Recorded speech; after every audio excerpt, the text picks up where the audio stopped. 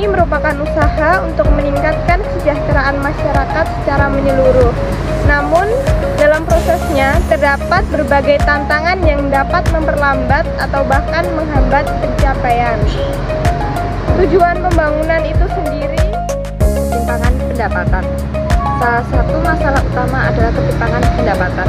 Meskipun ekonomi tumbuh, tidak semua lapisan masyarakat merasakan manfaatnya secara merata.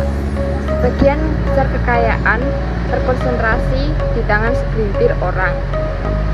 Sementara banyak lainnya tetap hidup dalam kemiskinan.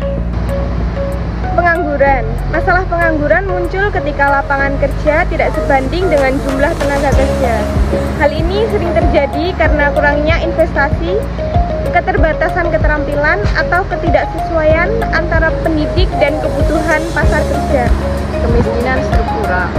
Kemiskinan bukan hanya soal penghasilan rendah, tetapi juga terkait dengan minimnya akses terhadap pendidikan, layanan kesehatan, dan peluang ekonomi.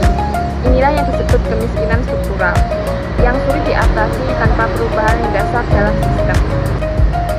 Kerusakan lingkungan. Pembangunan yang tidak memperhatikan lingkungan dapat menimbulkan kerusakan alam seperti polusi, deforestasi, dan bencana ekologis lainnya.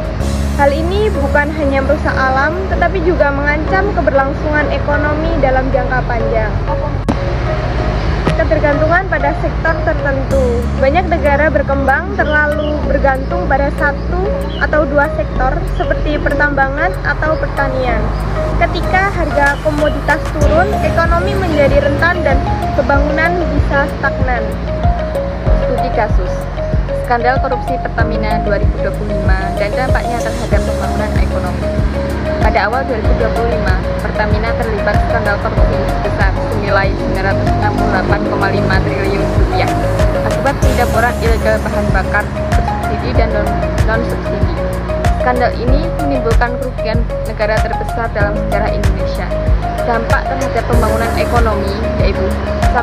Kerugian fiskal yang signifikan, lalu menurunnya kepercayaan investor, kenaikan harga energi dan inflasi, dan ketimpangan sosial dalam ekonomi.